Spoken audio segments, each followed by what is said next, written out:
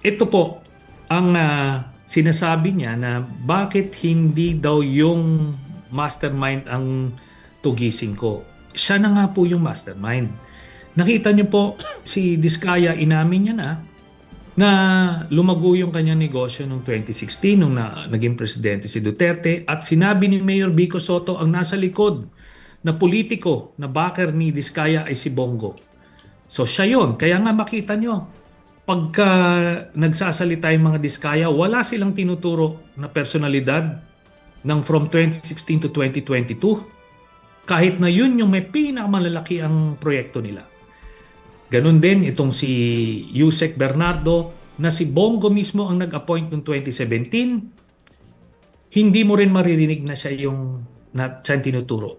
Lahat ito ang pinoproteksyonan si Bongo. So, yun mismo, si Bongo mismo ang mastermind netong mga nangyaring ito.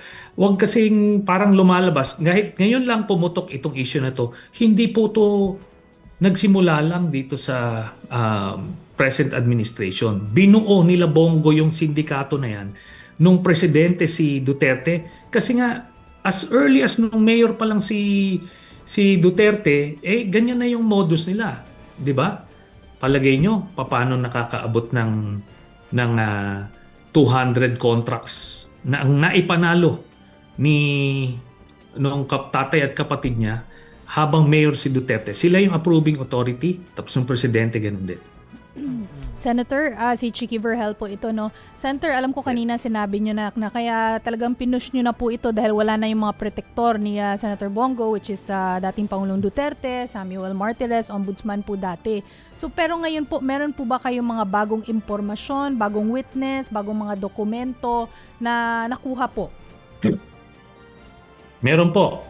Meron po tayong nadagdag na 300 million pesos worth of flood control projects na nandoon. Tapos in-emphasize po natin yung 5 joint venture contracts ng CLTG with the Discayas, no? Ang total po nito ay halos 900 million pesos.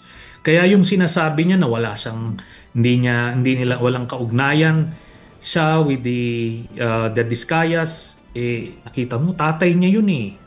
Alam mo, tayo naman mayat maya 'di ba nakakausap natin yung magulang natin, kapatid natin.